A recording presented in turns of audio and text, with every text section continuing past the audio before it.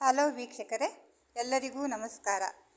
ನಾನು ಈಗ ನಿಮಗೆ ತಿಳಿಸ್ಬೇಕು ಅನ್ನೋದು ಯಾವುದು ಅಂತ ಅಂದರೆ, ನಾನು ಇಲ್ಲಿ ಹಾರಾಕಿದ್ದೀನಿಲ್ಲ ಸಜ್ಜ ಮೇಲೆ ಮಣ್ಣು, ಅದು ಫುಲ್ಲು ಮಳೆ ಬಂದಾಗ ನೆಂದು ಎಲ್ಲ ಅದರಲ್ಲಿದ್ದವೆಲ್ಲ ಗಿಡಗಳು ಒಂದಷ್ಟು ಸತ್ತೋಗ್ಬಿಟ್ಟು 4-5 ಪಾಟಲ್ಲಿ ಅದೆಲ್ಲ ಇವಾಗ ನಾನು ಎಲ್ಲ ಮಣ್ಣದು ಮತ್ತೆ ಹಾರಾಕಿದ್ದೀನಿ. ಅದನ್ನು ಮತ್ತೆ ಇದು ರೀಪಾಟ್ ಮಾಡ್ಬೋದು.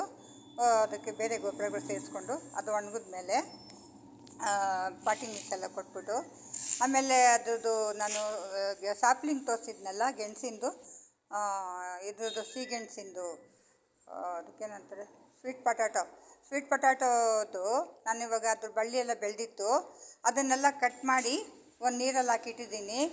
ಅದನ್ನು ನಾನು ಅದನ್ನು ಇದು ಮಾಡೋವಾಗ ಪಾಟಿಂಗ್ ಮಾಡೋವಾಗ ತಮಗೆಲ್ಲ ತೋರಿಸ್ತೀನಿ ವಿಡಿಯೋ ಮಾಡಿಕೊಂಡು.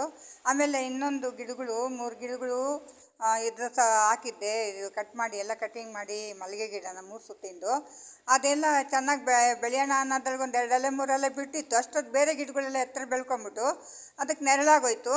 ಈಗ ಅದು ಹೆಂಗೈತೋ ಹಂಗಂಗೆ ಐತೆ. ಅದನ್ನು ಎಲ್ಲ ನಾನು ತೆಗೆದ್ಬಿಟ್ಟು ಬೇರೆ ಪಾಟಿಂಗ್ ಮಾಡಬೇಕು, ರೀಪಾಟ್ ಮಾಡಬೇಕು. ಅದನ್ನು ಕೂಡ ನಿಮಗೆ ತೋರಿಸ್ತೀನಿ.